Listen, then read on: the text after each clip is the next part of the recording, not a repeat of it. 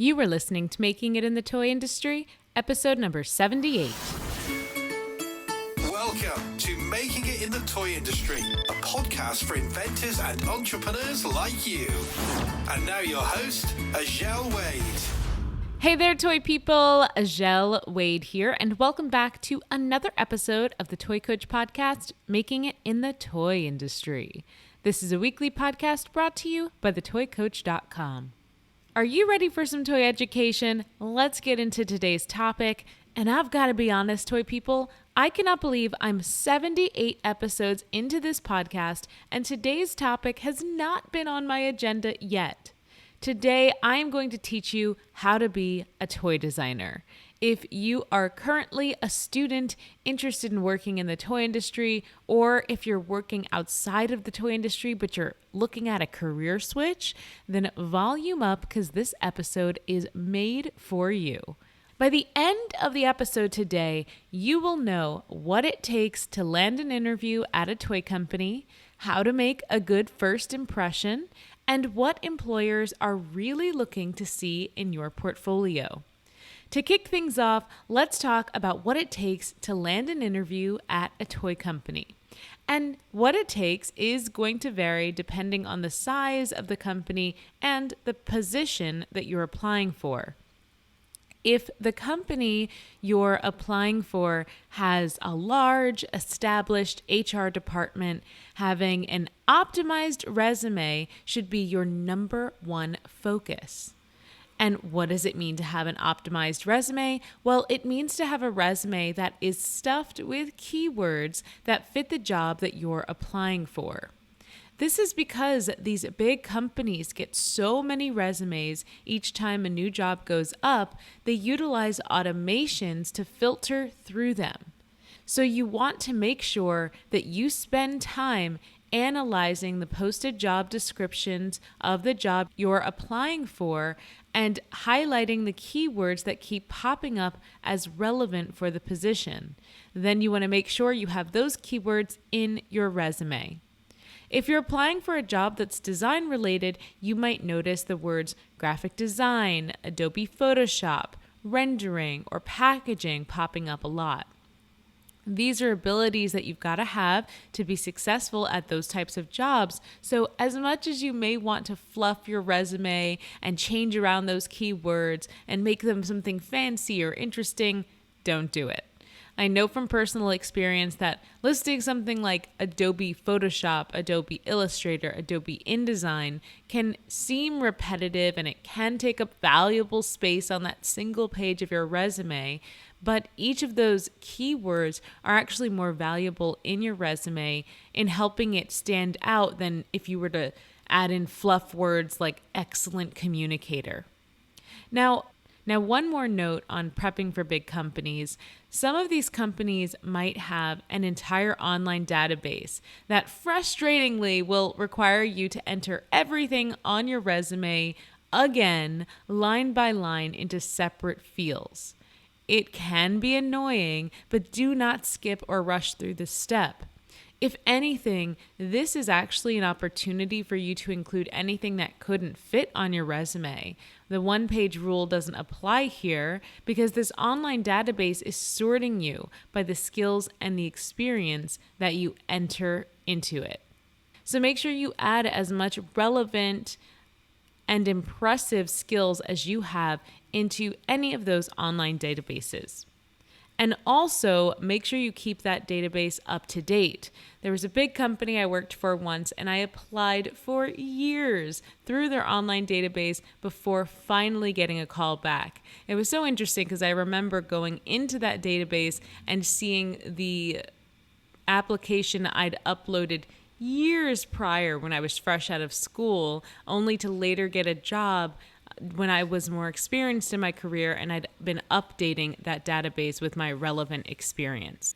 Now, if the company that you're applying to is smaller and they don't have a full HR team managing the hiring process, your potential boss may be the first to review incoming resumes. And when a creative director or design director or even a VP of a company is tasked with hiring and reviewing resumes, you can bet they don't have a lot of time to do it. So when you're applying for a position that's actually focused on something like design, what becomes more important than your resume is your portfolio. Your portfolio has to immediately communicate that you have an understanding of the toy industry. You do that by showing kids products, licensed products, and toy concept sketches in the early pages of your portfolio. Don't make someone dig for the information that they want to know the most. And your resume needs to be easy to read and even easier to understand. Your education or relevant experience, work-related experience, should be at the forefront of your resume, at the very top, and you should utilize bullet points to make it clear that you have all the skills needed to do the job without someone having to read an entire paragraph. Okay, let's talk about experience. If you don't have any toy experience, licensed product experience can be your way in.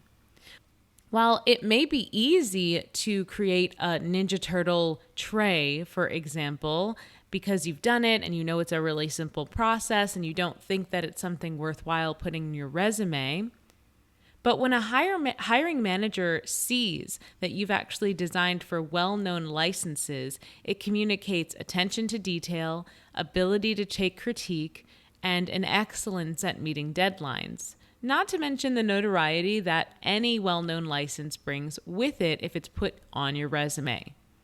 Now, the licensing side of the toy industry is notoriously stressful, filled with layers of approvals and strict design rules. So don't discount yourself and your past experience by thinking a simple tray design for a well-known IP isn't worth putting in your resume, because sometimes it is.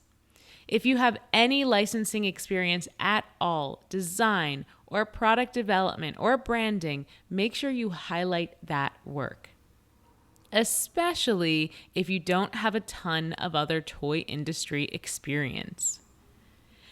Now, if you're having a hard time landing your very first toy job, I want to recommend that you look outside and along the sides of the toy industry.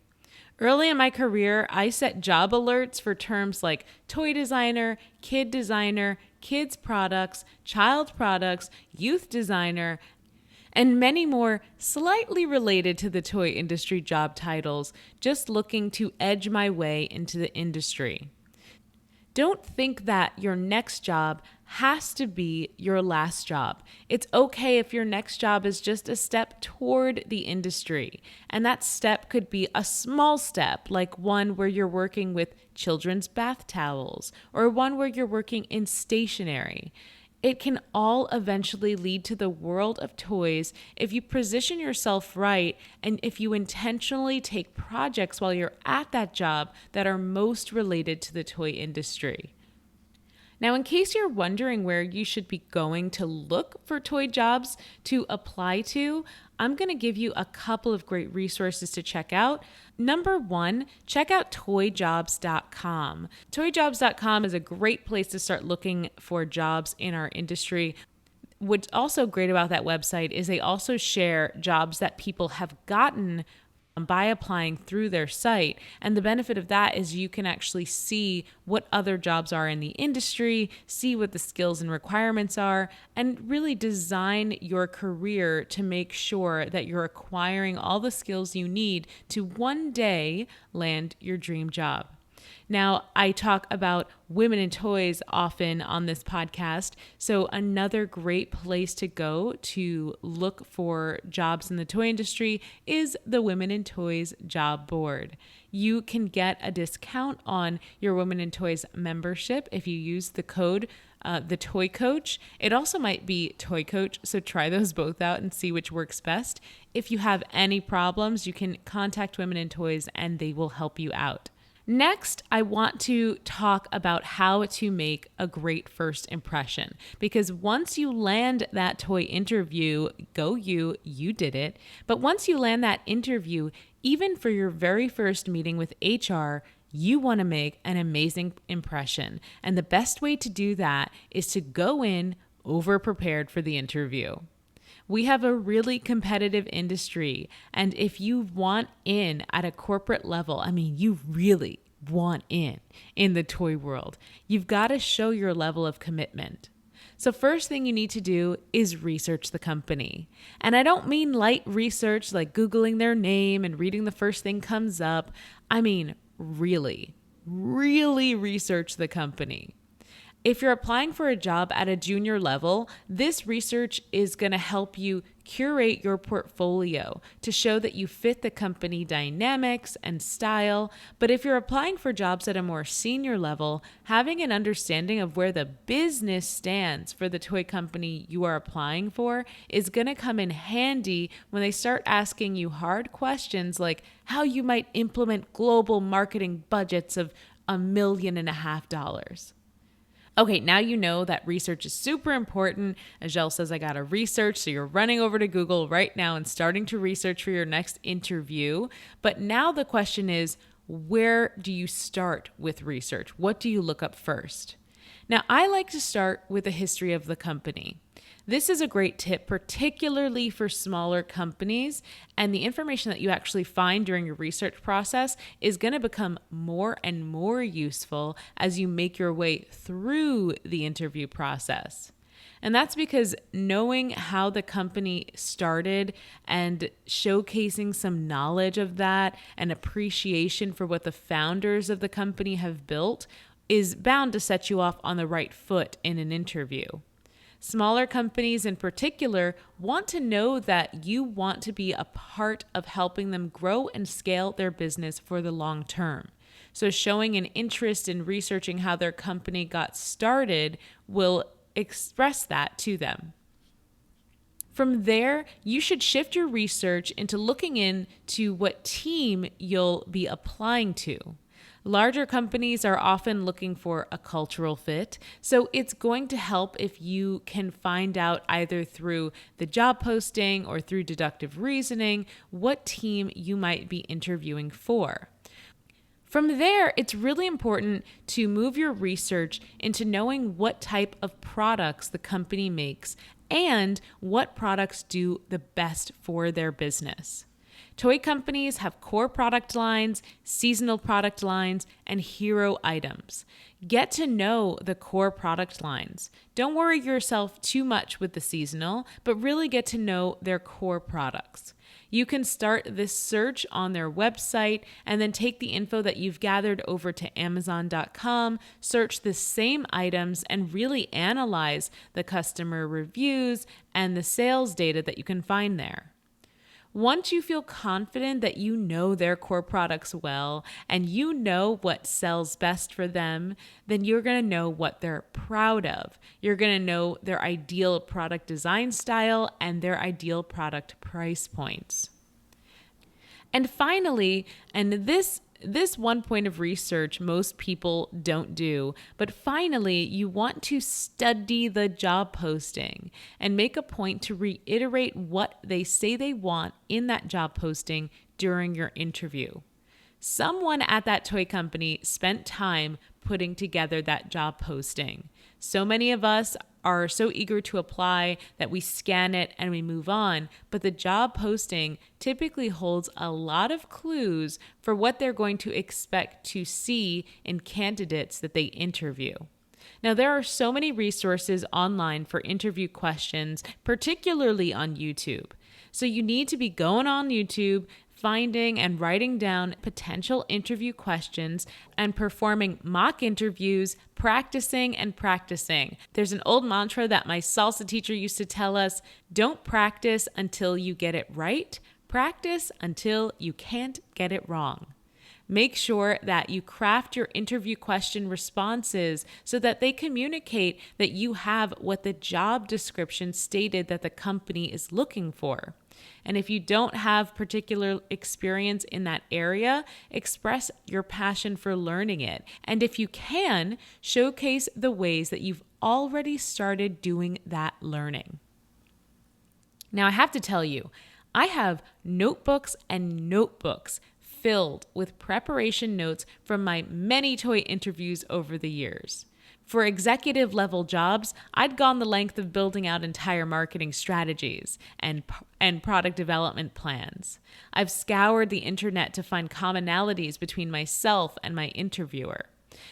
And I put all of those notes down in a notebook that I could reference time and time again throughout the interview process. Because the higher you go up in this toy ladder, the longer that process is going to be, so you need to keep your notes organized.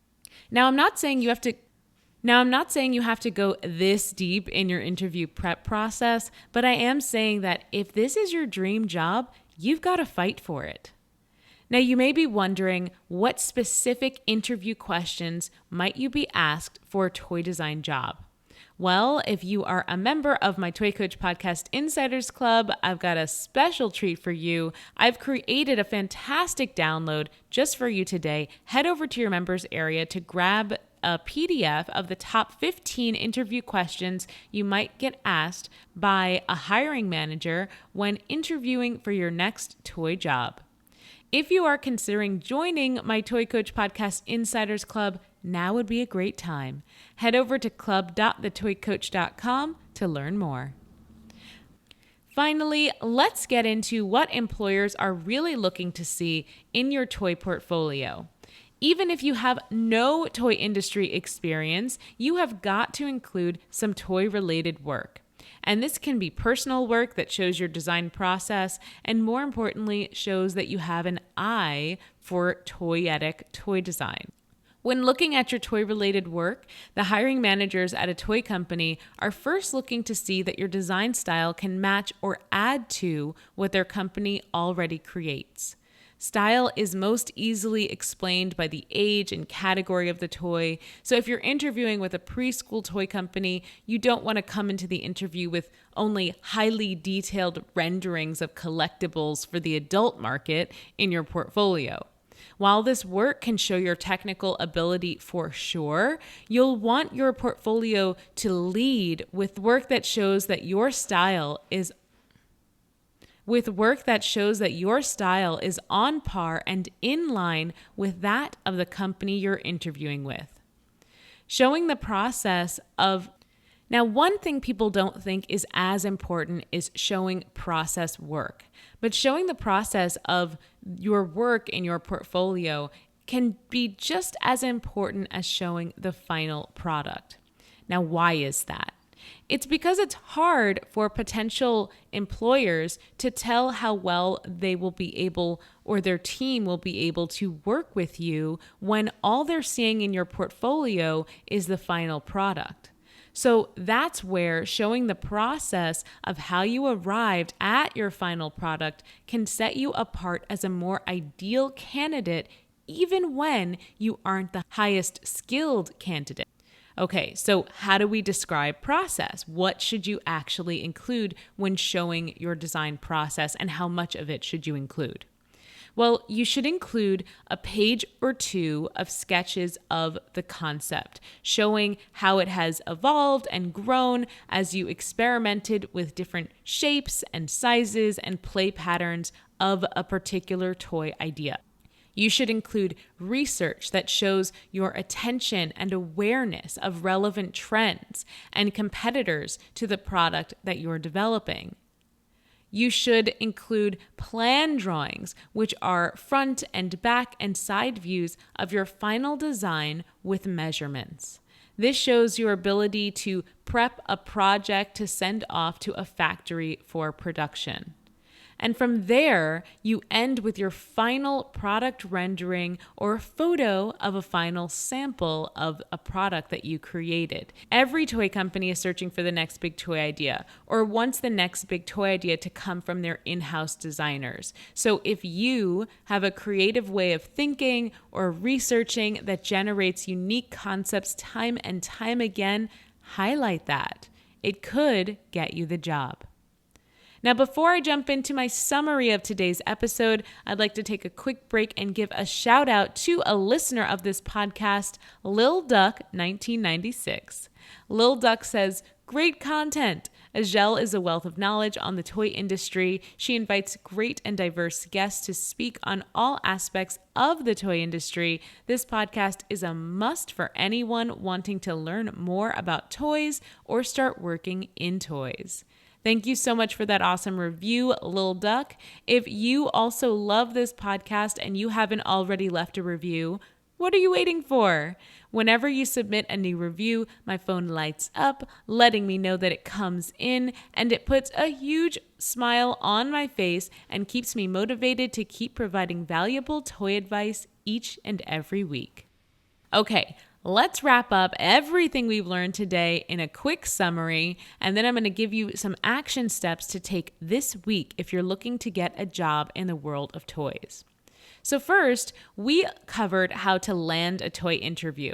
We learned the importance of your portfolio and the keywords that you use inside of it when applying for a job at a larger toy company. Plus, we touched on the databases that really big companies use to house your resume information and how important it is to keep that updated with all of your relevant skills. For smaller toy companies in which your potential boss may be doing the hiring or vetting, remember to keep things easily digestible. Your portfolio is going to matter more because it's something they can review quickly, so make sure it's clear in the first few pages that you are appropriately skilled for the position you're applying for. Second, we covered how to make a good first impression. The next most important thing you need to do is research to prepare for your toy interview. I like to start with the history of company, then research the team that you'll be applying to. And from there, it's really important to know what types of products that the company makes and which products do really well for them. Finally, last but not least, studying that job posting and making it a point to reiterate what they are looking for during the interview is going to make you stand out as a star candidate. And the last topic we covered is what employers are really looking for in your portfolio, and that is process. We learned that showing the process of the work in your portfolio is just as important as the final product. It's hard for your potential employer to tell how well they will be able to work with you or how well you'll fit into the workflow of the team when all they're seeing is your final product in your portfolio. So mix in a little bit of process. Here is your action item to do this week, toy people. I want you to take time and research your dream toy company. Since I know it can be hard to get into the mood to go deep into research for every company you apply to, I want to charge you with the task to start with the one company you admire the most. Go through all of the phases of research that I mentioned in this podcast episode as practice. I want you to get used to the process of learning more about a company in preparation for an interview. Learn more about potential teams you could work, and you might even be able to find a current job description that you can analyze as if you were applying for it. When you're done, I want you to send me a message on Instagram and tell me something unexpected that you learned. I will respond and cheer you on. If you are a student who is aspiring to join the toy industry and you are applying for jobs and you need help and you need advice, I really want to recommend that you check out club.thetoycoach.com. It's a membership that will allow you to ask me your toy questions at any time along your journey. As always, thank you so much for spending this time with me today. I know your time is valuable and there are a ton of podcasts out there, so it means the world to me that you tune into this one. Until next week, I'll see you later, toy people. Thanks for listening to Making It in the Toy Industry podcast with Azhelle Wade. Head over to thetoycoach.com for more information, tips, and advice.